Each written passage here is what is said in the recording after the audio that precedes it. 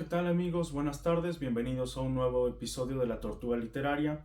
El día de hoy este episodio va a tratar acerca de el librómetro. Como ustedes ya saben, estamos terminando el año 2025 y uno de los retos que siempre nos proponemos al inicio de año es el librómetro, el cual consiste en este caso en ir sumando todos los libros que nosotros leemos a lo largo del año. Estamos terminando este 2025 y hemos de decir que se ha logrado leer en este caso un total de 11 libros y vamos a proceder a llevar a cabo en este caso la cuenta de cuántos centímetros de lectura hemos avanzado en este 2025. Bien, entonces con ayuda de nuestro flexómetro que está aquí ya predeterminado, procedemos en este caso a llevar a cabo esa medición. Como tal, nosotros hemos logrado este año 2025 un total de 32 centímetros. Ahora, de esos 32 centímetros, como había mencionado previamente, se han leído en este caso 11 libros. Y vamos a hacer el recorrido de qué libros en este caso he leído a lo largo de este año 2025. Bien, como tal, aquí ya tenemos la pila acomodada, no es el orden en el cual los hemos leído, así que vamos a ir en este caso cambiándolos a como los hemos leído. Bien, el primer libro que en este caso se leyó en 2025 es este que está aquí, que es un compendio de El mito de Sísifo y Cartas a un amigo alemán. Este libro en este caso es del autor Albert Camus, el cual tiene nacionalidad francesa. Lamentablemente él falleció en este caso ya hace muchos años, alrededor de los años en este caso 50 más o menos, en un accidente automovilístico. Algo importante a destacar de este escritor es que él fue en este caso, o él fue galardonado en este caso con el Premio Nobel de Literatura, un premio al que muy pocos escritores en este caso han tenido la fortuna de lograr ganarlo, y muchos en este caso desean ser pues premiados con esa presea tan distintiva. Bien, entonces el mito de Sísifo y Cartas de un amigo alemán es nuestro primer libro. Rápidamente, ¿de qué trata? El mito de Sísifo en este caso es la cumbre de este escritor francés. Albert Camus también es conocido como el escritor del absurdo o el filósofo del absurdo. Nos dice que el principal problema de la filosofía es el suicidio. Y esto nos lleva en este caso a su icónica frase que nos dice que aunque la vida no tenga sentido, vale la pena vivirla. Y en el mito de Sísifo, él contrasta lo que viene siendo su teoría del absurdo con varias perspectivas a lo que viene siendo en este caso la vida.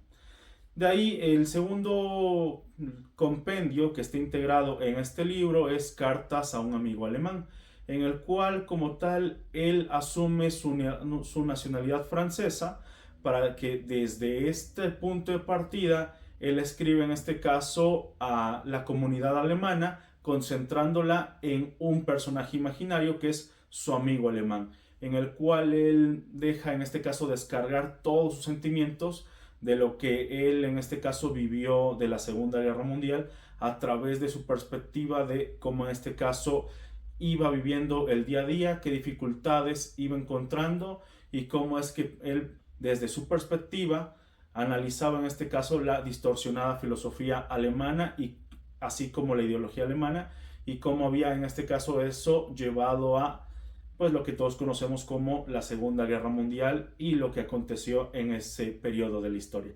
Es el primer libro que nosotros hemos leído. Es un 2 en 1. En este caso lo estoy contando solamente como un solo libro de Albert Camus. Continuamos y una vez ya arrancados en el 2025 seguimos leyendo a Albert Camus, otra de sus obras cumbres que es El extranjero. En este caso, El extranjero nos narra la historia de un personaje conocido como Mesul, el cual en este caso vive, me parece que, el cual vive en la comunidad de Argelia. El problema de este personaje es que él se siente extranjero en su propia tierra. Siente que, como lo dice claramente el libro, siente que no embona ahí, siente que no pertenece ahí. Y es un personaje bastante peculiar, bastante curioso por el hecho de que se encuentra como aislado de sus sentimientos o emociones. lo cual le conlleva un problema grave, pues en este caso desvelando un poco la historia de lo que trata nuestro libro. En un momento dado él recibe una carta de, en este caso, la institución donde tienen a su madre, eh, un asilo. Recibe la carta de un asilo donde su madre pasó los últimos años de su vida o los últimos días de su vida. Entonces él va en este caso al asilo a hacerse cargo de todo lo que vienen siendo los ritos funerarios, rezos, entierros y demás. Y entonces el director del asilo, así como algunos personajes secundarios que laboran en el asilo, se dan cuenta de que este hombre no siente tristeza por la muerte de su madre, que de hecho no logra en este caso expresar sentimiento alguno, y a ellos eso les molesta sobremanera realmente, cosa que más adelante en el transcurso de la novela se deja ver cómo es que en una acción pasivo-agresiva al momento de declarar en el juicio que se va a llevar adelante a cabo, ellos en este caso manifiestan esa percepción acerca de este hombre de nombre Mesul. El crimen que él comete en este caso es el asesinato de un árabe por el cual lo enjuician, y es el juicio en este caso el punto álgido de esta obra. Ver qué es lo que va a suceder con Mesul y cómo es que esa falta de sentimientos o esa carencia de emociones lo va a llevar a un problema bastante grave. Este es nuestro segundo libro que leímos en el 2025 de Albert Camus, Premio Nobel de Literatura. Continuamos leyendo Albert Camus y llegamos a nuestro tercer libro, que es La Peste. Como tal, La Peste es un libro bastante entretenido. Nosotros no estamos en este caso ajenos a estos temas. Como sabemos, en 2020 vivimos algo parecido, una enfermedad que nos encerró a todos a nivel global. Entonces, la única diferencia es que La Peste en este caso se desarrolla en un pequeño pueblito en Orán, un pequeño pueblito argelino. Como tal, nosotros sabemos que Albert Camus nació en Argelia, y pues en este caso él trata de retratarnos, o trata en este caso de mostrarnos de cierta forma a lo largo de sus obras cómo son esos pueblos. Nos los trata en este caso de escribir, y esta historia transcurre en Orán, en donde varios personajes, en este caso se nos narra cómo es que ellos llevan lo que viene siendo esta tragedia de vivir una pandemia que en su momento ellos conocían que, o tenían conciencia de que el periodo en el cual iban a estar en este caso aislados de la sociedad era un periodo indeterminado, era lo que ellos conocían. Y nos lleva de la mano a vivir en este caso cómo es que todas estas familias, estos profesionistas, estos ciudadanos de a pie, porque como tal se centra en describirnos cómo es que cada sector de la sociedad vive algo como lo viene siendo una peste, como lo viene siendo en este caso una enfermedad en la cual te tienen que recluir, tienen que en este caso delimitar la zona, y pues como tal vivir en un encierro durante un periodo indeterminado de días, bajo la incertidumbre de desconocer cuándo se acabará esto, qué tanto empeorará. En fin, es el tercer libro que nosotros hemos leído en este 2025. Ya más adelante estaremos lanzando dentro del canal de Profesor Meneses, en la sección La Tortuga Literaria, lo que viene siendo la reseña de cada uno de estos libros. Por el momento, a grandes rasgos, vamos hablando de qué trata cada uno de ellos para no hacer el video muy largo, cansino, y pues para ir en este caso despertando un poco el interés del lector de alguno de ustedes en alguno de esta obra, en algunas de estas obras. Este es nuestro tercer libro, Albert Camus, La Peste. Vamos ahora con nuestro cuarto libro. En este caso, nuestro cuarto libro que leímos en el 2025 está sepultado, estaba hasta el fondo. Es este que está aquí. Y como tal, es un libro que a mí me gustó mucho. Es mi primer acercamiento a lo que viene siendo el autor Santiago Posteguillo. Iba a decir, es mi primer acercamiento a la novela histórica, pero como tal no es así. Mi primer acercamiento a la novela histórica fue el, eh, cuando yo en este caso leí Guerra y Paz de León Tolstoy. Y este es mi segundo acercamiento a la novela histórica, mi primer acercamiento al autor Santiago Posteguillo. Para aquellos que no lo saben, Santiago Posteguillo es un autor altamente reconocido. Tiene en este caso varios libros bestseller, como uno que más adelante mostraremos. Él trata acerca de la temática de la antigua Roma en general. Se centra en este caso en tres trilogías al momento. La primera trilogía es Africanos, que en un momento más estaremos hablando de ella. Su segunda trilogía es en este caso acerca del emperador Trajano. De ahí, esta es su tercera trilogía. Como tal, los planes de él en cuanto a esta parte final es elaborar una saga, una hexalogía. Lleva ya 3 libros publicados.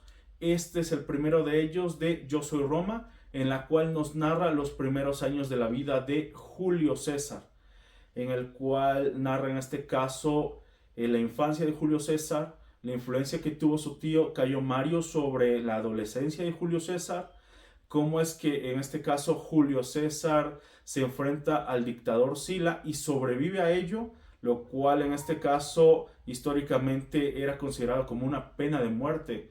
El enfrentamiento entre Sila y César en su momento se auguraba como una muerte segura para César, pero él logra en este caso sobreponerse y salir triunfante. Es el primer libro en este caso de Santiago Posteguillo que yo leí, y es en este caso un libro que me llena de orgullo haberlo terminado, porque como tal, como ustedes pueden ver, es un libro en este caso, a diferencia de los otros que mostré, bastante más vasto en contenido. Estamos hablando en este caso de que en su momento se leyeron cerca de, y permítame un momento, voy a tratar de hacer esto lo más rápido posible, 685 páginas, cerca de 685 páginas en este primer libro. De ahí, una vez leído este libro de Roma soy yo, continuamos con el segundo de esta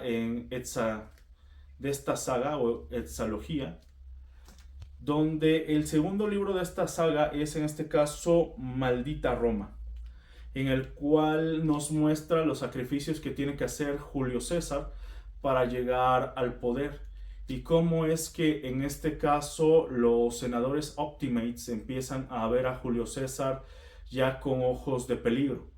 En el primer libro, el que acabo de mostrarles, Sila deja en este caso un mensaje en el cual históricamente nosotros podemos encontrar esa cita en la cual Sila dice: en César hay muchos Marios. Para entender esto, Cayo Mario era el enemigo mortal de Sila, el dictador. Cayo Mario fue el tío de Julio César, y Cayo Mario se caracterizó por una ideología bastante liberal a lo que era en este caso la Roma senatorial, en la cual predominaban los Optimates, los cuales tenían un pensamiento más conservador. Querían en este caso preservar sus tradiciones y sobre todo su estilo de vida, que a ellos los senadores les convenía. Como tal, Cayo Mario quería y logró en su momento, en su papel de cónsul, generar ciertas reformas a las leyes, cosa que más adelante César incrementó de forma exponencial. Y aquí nos muestra algunos de los enfrentamientos que tuvo César con lo que viene siendo el partido Optimate, liderado por Cicerón, por lo que viene siendo en este caso su contraparte militar, que es en este caso Cneo Pompeyo, y cómo es que César logra salir avante de todos estos peligros mediante estrategias bastante extraordinarias, tanto en lo político como en lo militar. En lo militar nos describen varias batallas en las cuales en este caso participó César, bastante increíbles algunas. Y en lo político, en este caso, su triunfo más grande fue generar el primer triunvirato, el cual consistía en este caso en la unión de los tres personajes más poderosos de Roma, que es en este caso Cayo Julio César, que es Cneo Pompeyo en la parte militar, y en la parte económica es en este caso Marco Licinio Craso. Un libro bastante interesante en el cual, de nuevo, como les menciono, más adelante ya estaremos hablando a detalle de él, pero por lo pronto continuamos y no sin antes reiterar que es un libro bastante recomendable. Llegamos a nuestro siguiente libro. Al momento ya llevamos en este caso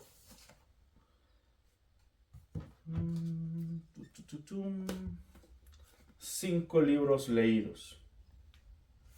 Después de haber leído Maldita Roma, mandé a pedir en este caso el tercer libro, que son Los Tres Mundos, pero normalmente los pedí por busca libre y tardan mes y medio en llegar, así que en ese mes y medio, ¿qué fue lo que hicimos? Pues continuar con la lectura de Santiago Posteguillo. En su momento yo compré la trilogía de Africanos, simplemente por el hecho de que se trataba de la antigua Roma. Lo compré en esta versión de bolsillo y lo empecé a leer. Ya, como ustedes han visto, ya tenía en este caso andado un camino en lo que viene siendo la antigua Roma a manos de Santiago Posteguillo. Y fue mediante esa experiencia que me animé a continuar con su trilogía, en este caso original, o la primera trilogía que él escribió, que es la de Africanus. Es la historia de Publio, en este caso Publio Cornelio Escipión, quien, bueno, spoiler, lo vamos a comentar, quien en este caso derrota a Aníbal Barca en la batalla de Zama y por eso se gana el sobrenombre de Africano, Africanus. Bien, este primer libro de Africanus nos habla de la infancia y la adolescencia de Publio, en este caso de Publio Cornelio Escipión, cómo es que fue educado por su padre en la parte política, cómo es que recibió en este caso educación en casa mediante la mano de un filósofo griego y cómo es que su tío fue el que en este caso lo instruyó en la parte militar. Así que este libro en este caso culmina con Publio, en este caso Publio Cornelio Escipión, aceptando una misión suicida, o más bien postulándose él mismo, porque como tal en ese momento en Roma nadie se quería postular para ir a enfrentar lo que sucedía en Hispania. Él en este caso se postula. Tenía enemigos en el Senado encabezados por Quinto Fabio Máximo, el cual en un principio acepta la postulación porque se ve presionado por el pueblo, porque en este caso Publio se postula en una asamblea, pues digámoslo así, en una asamblea general que estaba llevándose a cabo ahí en plenaria con el pueblo como testigo, y es donde él en este caso se propone ir él en grado de procónsul a Hispania a derrotar en este caso a los ejércitos cartagineses que se encontraban ahí, a lo cual en este caso el Senado acepta, presionados por el pueblo porque lo tenían ahí justo enfrente.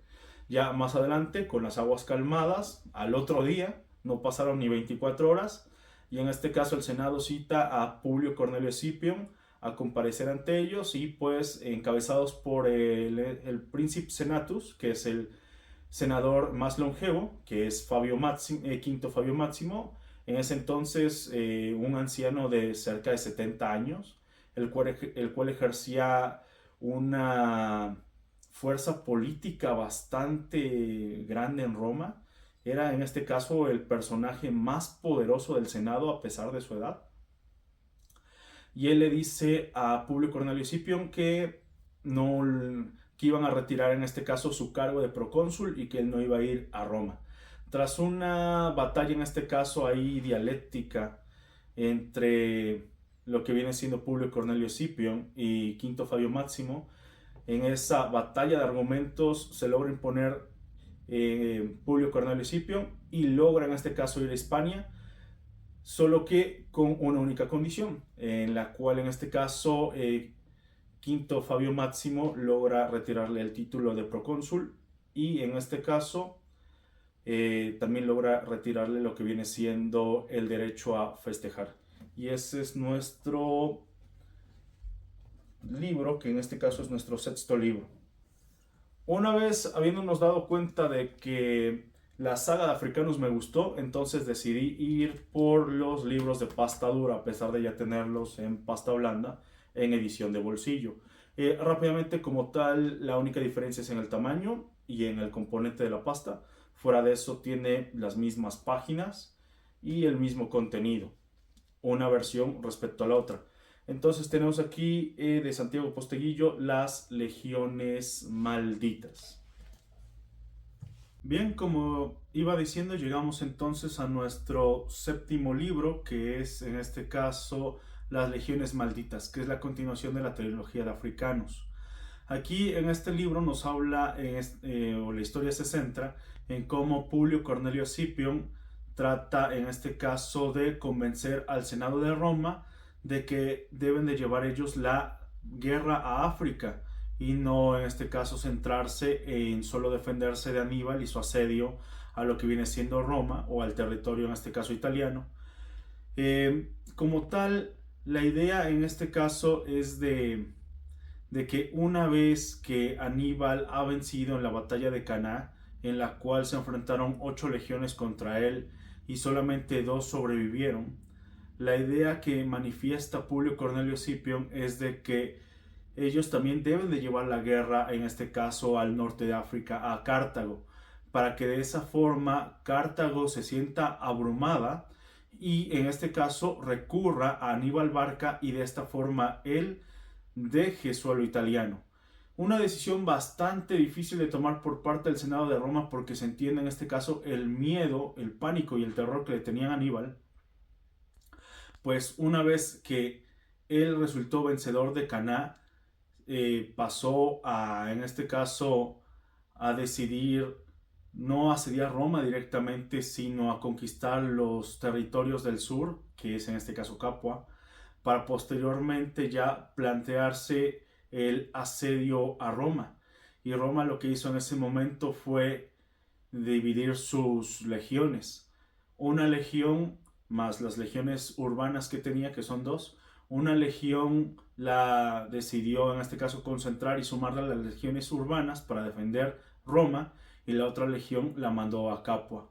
Lo que hizo que en este caso Aníbal desistiera de la idea de un asedio a Roma.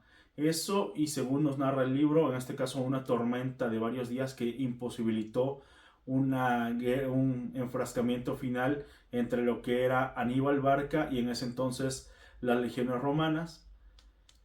Bien, una vez que en este caso Aníbal se retira hacia Sicilia, es cuando Publio Cornelio Escipión vuelve e insiste en plantear su idea de un ataque al norte de África, a lo cual en este caso el Senado le niega en primera instancia esa petición. Ahora, recordemos que Publio Cornelio Escipión en este caso no llega como un ciudadano común y corriente, llega en este caso como el vencedor de lo que viene siendo la campaña en Hispania, la cual, como en este caso, en el primer libro, nosotros ya habíamos mencionado, uno de los, ¿cómo decirlo así? Una de las cláusulas que le impuso el Senado es que si resultaba vencedor en Hispania, no podía él celebrar un triunfo. Entonces ahora lo que hacía Publio Cornelio Escipión es, una vez librado Hispania, era en este caso llevar la guerra hacia el propio Aníbal, es decir, hacia Cartago. Bien, entonces se plantea este problema en el Senado y como mencionamos en primera instancia le niegan la petición, pero él hábilmente en este caso escucha los argumentos por lo cual se lo niegan. Uno de esos argumentos, el principal, es que el Senado romano no quería en este caso utilizar las legiones para atacar cuando su prioridad máxima era en este caso defender. Y ellos se avalaban en la idea de que Aníbal estaba todavía en suelo italiano, estaba en este caso en Sicilia, y que en cualquier momento los podía en este caso atacar o asediar y necesitaban de esas legiones. Sabedor de eso, Publio Cornelio Escipión maniobra de una forma bastante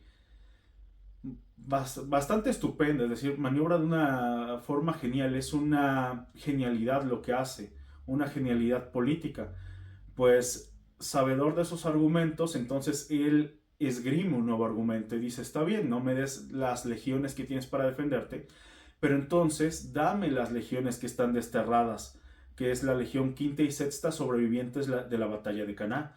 Ahora, cabe en este caso hacer un paréntesis para explicar. En la batalla de Caná, como dijimos, se enfrentaron 8 legiones a Aníbal Barca, y la batalla de Caná es una de las masacres más cruentas y más horribles que en este caso se han escrito en la historia romana. Aníbal Barca, con mucho menos soldados que en este caso, mucho menos soldados que los romanos. Los romanos llevaban 8 legiones, que son en este caso alrededor de unos 60.000, 70.000 soldados. Aníbal disponía cerca de la mitad, de unos 35 a 45.000 soldados, y con eso logra ganar teniendo bajas mínimas. Se habla de unas bajas de entre 3.000 a 5.000 soldados máximo. En cambio, de Roma solamente sobrevivieron la legión quinta y sexta, y eso gracias a la astucia y audacia de Publio Cornelio Escipión, que en este caso sabe organizar la retirada y entonces salva estas 2 legiones. Ahora, posteriormente a este fracaso militar, estas 2 legiones se ponen a disposición del Senado de Roma, quien en este caso, para lavar esa cruenta humillación y tratar de borrarla de su historia, destierran a estas 2 legiones a lo que viene siendo el sur de Italia. Y son estas legiones las que en este caso va a tratar de reclutar Publio Cornelio Escipión, tras 10 años aproximadamente de haber sucedido la batalla de Caná. Entonces, del libro nos habla, en este caso, de cómo Publio Cornelio Escipión vence ese pulso en el Senado, obtiene su permiso ya con el grado de cónsul para en este caso reclutar a las legiones, y Quinto Fabio Máximo le impone de nuevo cláusulas en las cuales le menciona que no puede en este caso convocar a más soldados o a más legionarios que no sean los de las legiones quinta y sexta, y que con ellos en este caso él se va a enfrentar, a lo cual Publio Cornelio Escipión acepta, y entonces parte con un puñado de voluntarios que había conseguido previamente. Así, entre estos voluntarios estaban varios soldados y varios en este caso ¿cómo decirlo? Varios soldados de alto rango que habían participado en la conquista o en la reconquista del territorio de Hispania, parten con Publio Cornelio Escipión a reclutar las legiones quinta y sexta, ponerlas en forma y posteriormente llegar en este caso al norte de África. Ya finalmente, una vez que llega en este caso Publio Cornelio Escipión al norte de África, se enfrenta a varios problemas. Uno de estos problemas es tratar de conseguir una alianza con el rey de Numidia, Sífax, mientras que en este caso trata también de generar un pacto con el príncipe aspirante de la facción opuesta del reino de Numidia, que en este caso es Masinisa. Masinisa quiere también el trono de Numidia, que cree que le pertenece en este caso por derecho de sangre, y Sífax tiene ese trono por poder. Ese es en este caso uno de los nudos de la historia que tiene que resolver Publio Cornelio Escipión, de cómo va a trabajar a doble banda, tratando de aliarse con Sífax y tratando en este caso de pactar con Masinisa. El otro problema es que se enfrenta también a un ejército cartaginés dirigido por Asdrúbal Giscón. Entonces son 2 ejércitos con los que tiene que lidiar. Tiene que lidiar con el ejército de Sífax, porque en caso de no conseguir una alianza con él, obviamente Sífax se pasaría al lado de Cartago, y entonces sería el ejército de Sífax y el ejército de Asdrúbal Giscón. Y por si esto no fuera poco, si lograse vencer a estos 2 ejércitos, entonces él lograría su cometido, que es que los sufetes de Cartago y el senado de Cartago mandaran a llamar a Aníbal Barca, abandonara territorio italiano y vinieran a este caso a plantarle cara a Publio Cornelio Escipión en la legendaria batalla de Zama. Bien, esto es de lo que trata en este caso nuestra lectura de las legiones malditas de Santiago Posteguillo. Como mencionaba anteriormente, más adelante vamos a realizar una reseña detallada de cada uno de estos libros. Y bien, este es nuestro 7º libro al momento. Continuamos y ya en este caso concluimos la trilogía Africanos con la 3ª entrega, que viene siendo la traición de Roma, de Santiago Posteguillo. Posterior a la batalla de Zama y en este caso a la victoria rotunda de Publio Cornelio Escipión sobre Aníbal Barca, Publio Cornelio Escipión regresa a Roma como vencedor y ya con el sobrenombre de Africanus, en el cual durante varios años él va a ejercer su poder absoluto, llegando a ostentar el título de Princeps Senatus, título que anteriormente le correspondía a Quinto Fabio Máximo, el cual en este caso muere tras los acontecimientos de la batalla de Zama. Importante, muere por edad, no muere porque haya participado en este caso en una escaramuza militar. Él muere por edad. Recordemos que en el primer libro, en Africanus, se nos habla de un anciano de 70 años y ya en las legiones malditas se nos habla de un anciano de 82 años que muere en este caso en su hacienda a las afueras de Roma. Sin el obstáculo de Fabio Máximo, ¿quién detendrá a Publio Cornelio Escipión? Pues en este caso, si ustedes ya han leído estos libros o han estudiado un poco de historia de las guerras púnicas, sabrán que quien alzó la mano, o quien en este caso quien heredó la voluntad de Quinto Fabio Máximo, fue nada más ni nada menos que su discípulo, en este caso Marco Porcio Catón. Y de esto nos habla esta tercera entrega, del duelo que disputaron Publio Cornelio Escipión y Marco Porcio Catón en la política, en el Senado de Roma.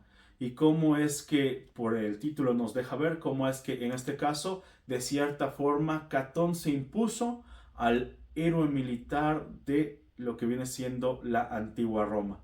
Cómo es que, en este caso, Marco Porcio Catón, con ayuda del propio Escipión, ayuda involuntaria, cabe decirlo, logra en este caso sembrar la idea de que Escipión quiera regresarlos a los tiempos de la monarquía, y entonces como obra de tal forma que en este caso el propio Publio Cornelio Escipión se siente traicionado por la patria que él en su momento logró en este caso salvaguardar. Ahora, importante, no solamente este libro se centra en lo que viene siendo la batalla política, sino también nos plantea en este caso, o nos deja ver algunas batallas militares. Por ejemplo, una de la batalla que se logra en este caso describir y conocer es la batalla de Magnesia. El libro de las legiones malditas cierra, y es algo que en lo personal a mí me gusta mucho, que Santiago Posteguillo tiene ese estilo de cerrar su libro como quien cierra una temporada de tu serie favorita. Entonces, al cerrar las legiones malditas nos deja en este caso ver que la antigua Roma, al librarse de Aníbal Barca, no puede respirar en paz porque surge un nuevo enemigo, en este caso al este. En Asia Menor está en este caso el ascenso del rey Antíoco III, el cual busca en su infinita ambición recuperar los territorios perdidos de Egipto y Grecia, porque su máximo sueño es llegar a tener un reino tan vasto como aquel que llegó a conquistar Alejandro Magno. Esa es su máxima ambición y ese es su principal objetivo. Y es, en este caso, Publio Cornelio Escipión, el que de la mano de lo que viene siendo Cayo Lelio y su hermano, en este caso, Lucio Cornelio Escipión, logran derrotar. Lucio Cornelio Escipión estando en el campo de batalla, Cayo Lelio en este caso se queda para cuidar la retaguardia política. En esa mancuerna que arma Publio Cornelio Escipión con sus dos elementos de mayor confianza, logra derrotar en este caso en la batalla de Magnesia.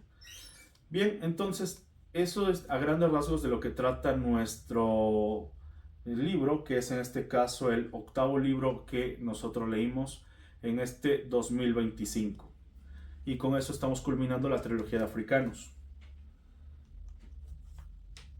Bien, posteriormente entramos ya a lectura ligera y tenemos en este caso este libro que es 20.000 leguas de viaje submarino, de también el autor francés Julio Verne. Como ustedes pueden ver, es claramente, salta a la vista que no es en este caso el libro original en el sentido de su extensión. Este libro pertenece a la editorial Biblioteca Escolar. Biblioteca Escolar es una editorial cuya finalidad en este caso es propiciar la lectura o motivar la lectura en lo que son niños, jóvenes y, por qué no decirlo, también en adultos. Yo utilizo biblioteca escolar en este caso en mi ámbito como profesor para que de esta forma los chicos de secundaria y los chicos de preparatoria para muchos de ellos tengan un primer acercamiento a lo que es la lectura de los clásicos. En este caso yo he decidido abordar lo que es la temática de novela de aventuras, que es en este caso una temática que desde mi perspectiva es interesante, y he decidido en este caso ahondar en esa temática para que a los chicos la lectura en primera instancia no se les sienta bastante forzada o no les resulte aburrida.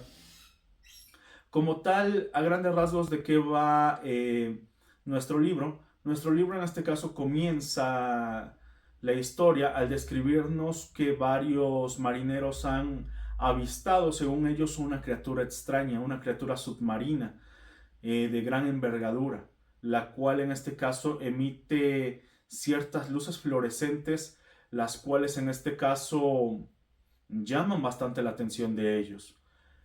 Entonces se emprende un viaje, una misión en la cual se embarcan nuestros protagonistas para tratar de averiguar qué es lo que sucede con este monstruo submarino. La mayor sorpresa que nosotros nos llevamos al transcurrir esta historia es que como tal no se trata de un monstruo submarino, de un monstruo que vive en las profundidades del mar.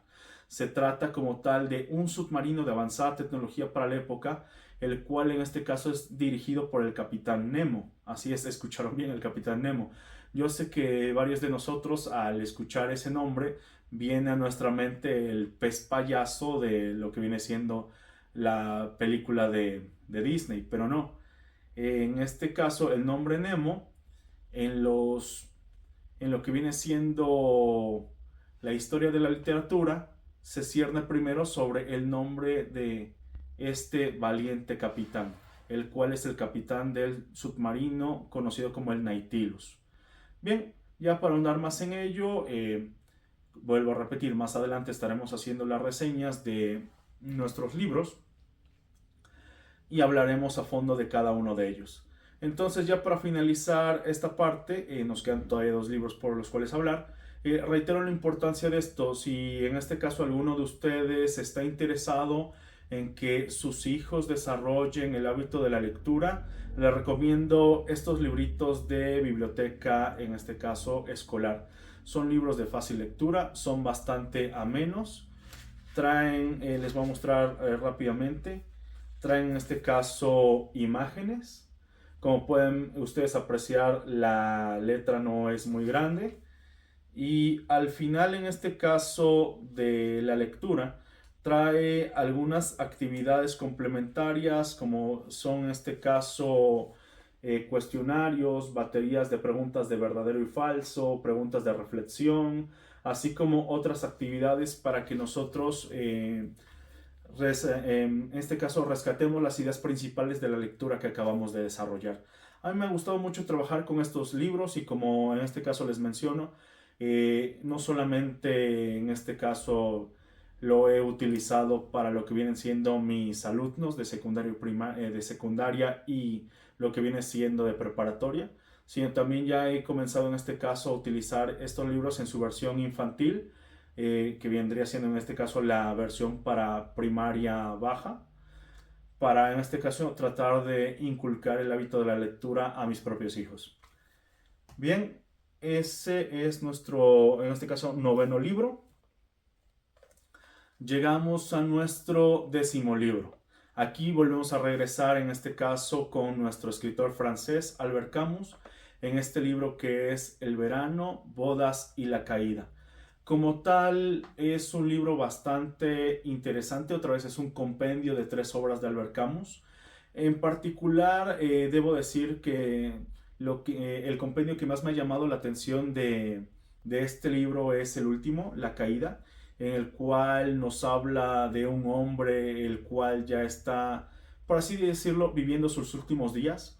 Un hombre que ha experimentado todos los placeres de la vida, de profesión abogado, el cual en este caso pasa sus últimos días en Ámsterdam, Holanda. Este hombre se llama Jean-Baptiste Clemens. Obviamente por el nombre nosotros deducimos que su nacionalidad es francesa. Como dije, su profesión es abogado. Él ejerció la abogacía durante muchos años en París, hasta que se dio cuenta que esa vida que llevaba de placeres y, por decirlo de alguna forma, de desenfreno, no terminaba de saciarle.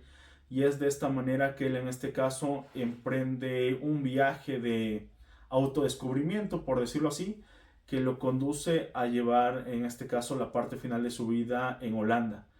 Él se encuentra en la taberna conocida como Mexico City, en la cual conoce a un hombre. Ese hombre, nosotros vamos en este caso a adoptar el papel de ese hombre, y es a nosotros, tomando el papel de ese hombre, a quien él le va a realizar confesiones a lo largo de su vida, desde sus perspectivas, su ideología, su filosofía, es decir, su punto de cómo él ve la vida en su totalidad y cómo es que en este caso él ve la vida ahora en esto que viene siendo la parte final de su vida. Un compendio bastante interesante, 3 libros en uno se podría decir, pero yo lo estoy en este caso tomando como un solo libro, que es Verano, Bodas y La Caída, de Albert Camus. Y nos queda en este caso pendiente lo que viene siendo La Rebelión, que es la siguiente obra de Camus que vamos a leer, como viene siendo en este caso propósito de nuestro siguiente año, propósito del 2026. Y terminamos con uno de los libros bestseller de lo que viene siendo este año. Para muchos este tipo de literatura no les llama la atención. Muchos en este caso tienden a atacar este tipo de literatura. Yo lo leí por curiosidad, que son Hábitos Atómicos. He terminado de leer el libro y lo encuentro como tal bastante interesante. Muchos en este caso podrían incluso calificarlo de literatura basura o de coaching, pero como tal les aconsejo darle una oportunidad, porque este libro, las ideas que manifiesta son en este caso bastante interesantes. Está bien hecho, está bien estructurado, incluso al final de cada capítulo nos presenta la bibliografía, en este caso las fuentes científicas de las cuales él se basa para ir en este caso generando las ideas principales de cada capítulo. Bien, entonces, ¿de qué va Hábitos Atómicos? Hábitos Atómicos va rápidamente, de forma general, de 2 aspectos. El primer aspecto, que en este caso nos impulsa a generar hábitos positivos. Nos da estrategias para que nosotros, en este caso, vayamos integrando hábitos positivos a nuestra vida. Por ejemplo, aprovechando ahorita que estamos en cierre de año y se vienen los propósitos del 2026, uno de los propósitos clásicos que está en la mayoría, en este caso de personas, es voy a hacer ejercicio. A lo cual se decanta el, bueno, voy a ir al gimnasio, o si no, voy en este caso a meterme a CrossFit, o si no, voy a meterme a clases de natación, o si no, voy a volverme runner y voy en este caso, a ir a correr, ya sea a subir el cerrito o a ir a la pista y darle un par de vueltas. Entonces, él nos dice que para incrementar estos hábitos, para adicionar estos hábitos a nuestra rutina, nosotros tenemos que seguir una serie de pasos. Uno de esos pasos es hacerlo atractivo. Otro es, en este caso, hacer que ese hábito que nosotros queremos adicionar a nuestra rutina no sea placentero, no el pensar en los resultados, sino no sea placentero el realizarlo. Nos habla de una regla de 2 minutos, que en este caso nosotros vayamos de forma gradual adicionando o incorporando, es la palabra, incorporando ese hábito a nuestra vida. Así de, ok, ¿quieres empezar en el gym? Muy bien, ve y haz 2 minutos. O quieres en este caso empezar a hacer más ejercicios, sale, haz durante 2 minutos una serie de lagartijas o una serie de abdominales o una serie de sentadillas. Y poco a poco ve en este caso incrementando la cantidad de tiempo que tú estás llevando a cabo ese hábito. O, por ejemplo, muchos de los lectores en este caso, o muchas de las personas, se plantean el hábito de la lectura. Entonces, quieres en este caso incorporar el hábito de la lectura a tu rutina diaria. Entonces, otra estrategia que nos muestra es, en este caso, la coordinación de hábitos. Nos dice que debemos nosotros de saber cuándo incorporar este hábito. Nos dice, por ejemplo, quieres leer en la mañana, pero tu mañana es en este caso caótica, en lo que te levantas, te desayunas, te bañas, te alistas y te vas al trabajo, pues no hay tiempo para la lectura.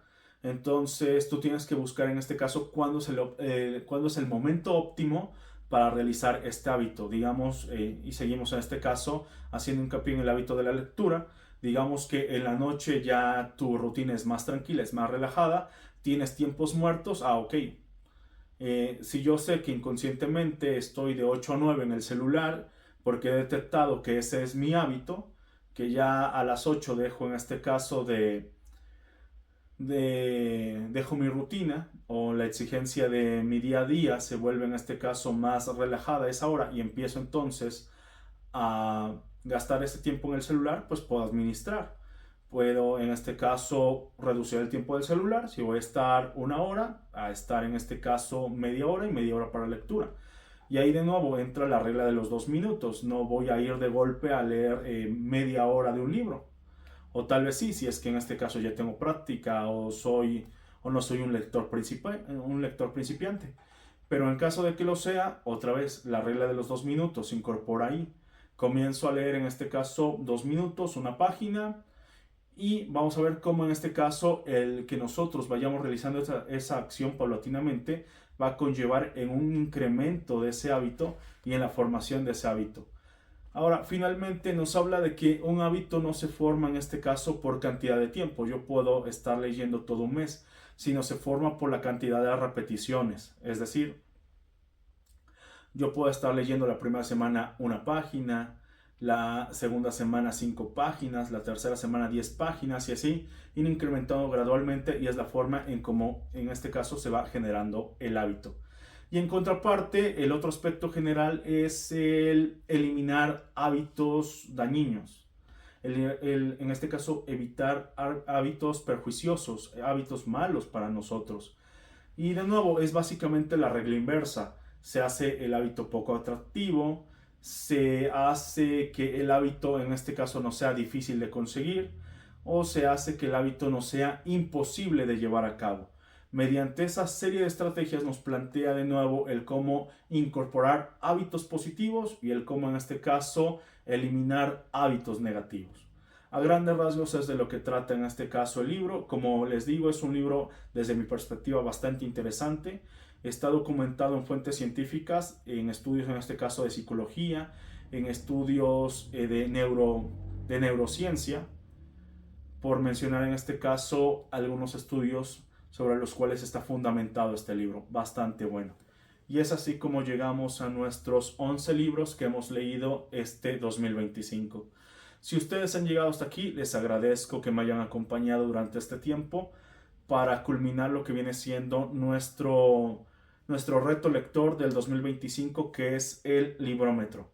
Que recordemos que este reto lector consiste en leer en este caso la mayor cantidad de libros que nosotros podamos leer mediante lectura de comprensión, porque no es solamente leer por leer, sino leerlos y obtener un aprendizaje de ellos. En este caso se han logrado 11 libros. Finalmente comentarles que me siento bastante orgulloso de haber logrado leer estos 11 libros, porque como tal yo el año lo comencé bastante lento. Otra vez se volvió a presentar un bloqueo lector como de 4 meses, y fue en este caso el leer las obras de Camus lo que fue en este caso con lo cual trabajé la parte inicial de este bloqueo lector. Lo leía al inicio de mi jornada como tal. Yo empiezo a laborar 7:30 en la preparatoria, llegaba a las 7 de la mañana y me ponía a leer esa media hora los libros de Camus. Ya lo que culminó mi desbloqueo lector, y a lo cual agradezco mucho, fueron las obras de Santiago Posteguillo. Yo adoro lo que viene siendo la historia, sobre todo el periodo de Grecia y la antigua Roma, y el que como tal yo ya tenía el libro de Roma soy yo, y es el único que yo tenía de ese autor. Entonces, al ponerme a leer y ver que en este caso literalmente devoraba el libro, eso me dio suficiente motivación para terminarlo y para comprar en este caso los otros libros. Si ustedes recordarán de videos anteriores, aparte del librómetro, otro reto lector que en este caso yo traté de llevar a cabo muchas veces sin éxito fue el libro de Leyendo Tochos, que era leer en este caso libros bastante grandes. Y me siento orgulloso de comentarles en este caso que en cuanto a ese reto lector se cumplió, puesto que, bueno, vamos a mover esto para que nos deje mayor visión, puesto que como ustedes pueden ver, miren nada más, tenemos estos 5 libros que están dentro de nuestro compendio de Leyendo Tochos, que son libros de más de 500 páginas, en donde, como ya vimos, algunos de ellos tienen 600, 700 u hasta 820 páginas. Esa es la culminación de nuestro reto lector. Ahora, lamentablemente, el último reto lector o los últimos 2 retos lectores, para aquellos que recuerden cuáles son, no los pude culminar. El otro reto lector es el de un libro por mes. Como les mencionaba, sufrí de bloqueo lector, entonces no pude leer un libro por mes. Todos estos libros que ven aquí, los incluimos e incluimos el de verano. Oh, y este también. Y acá la cinta métrica que nos ayude a sostener esto. Todos estos libros que ven ustedes aquí los leí en la segunda mitad del año, desde agosto para acá. Y fue de nuevo gracias a Roma Soy Yo, que fue el primero que en este caso yo leí, que logré desbloquear por completo mi bloqueo lector. Porque de nuevo yo me había bloqueado cuando ya iba por mi tercer libro, que es el de la peste.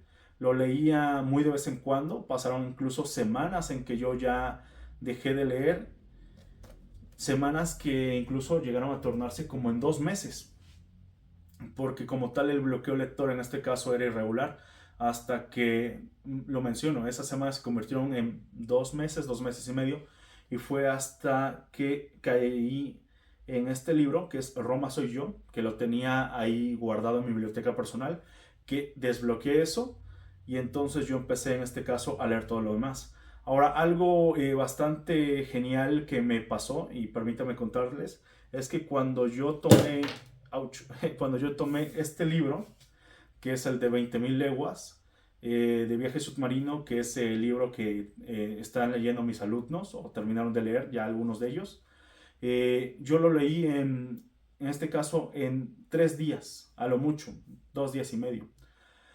Y fue algo que me sorprendió porque el año pasado, en este caso en 2024, leer un libro de estos me tomó casi un mes en lo que iba, en este caso, como tal tiene alrededor de 80 páginas los libritos. Y en aquella ocasión me tomó casi un mes leerlo y esta vez fueron solamente 3 días, lo cual de nueva cuenta me llena de orgullo porque se está viendo ese progreso como lector. Y finalmente, bueno, tras haber confesado que el reto de un libro un mes no logré cumplirlo porque me faltó un libro, me quedé a 11 de 12, más que nada por el bloqueo lector, y espero que este 2026 no sea el caso. El otro, que es el reto bilingüe, el de leer un libro en español y uno en inglés, tampoco lo pude culminar. Ese sí, no, ni siquiera intenté comenzarlo de nuevo por consecuencia del bloqueo lector, o a causa del bloqueo lector, mejor dicho. Bien, entonces cerramos el capítulo de hoy de lo que viene siendo el episodio del librómetro, y con esto estamos cerrando el 2025. Les agradezco a quienes estén viendo este video porque estoy haciendo este video después de 2 años de ausencia, 2 años y medio. Ustedes verán, el último video que hice fue acerca del Principito, el cual es un video que ahí está colgado en el canal, que después espero rehacerlo con mejor calidad y mejores argumentos. Aún así, el video está bastante bien, trata en este caso la temática de una forma adecuada, pero posteriormente en este caso lo volveremos a hacer teniendo la oportunidad de releer esa magnífica obra de Antoine. Bien, pues llegamos al final del video, mis amigos. Muchas gracias por haberme acompañado. Ya solamente resta despedirme, agradecerles, y pues ya se la saben, denle like al video, suscríbanse y nos vemos este 2026 para tratar de, esta vez sí, cumplir con la mayoría de los retos lectores. Que estén muy bien, hasta luego.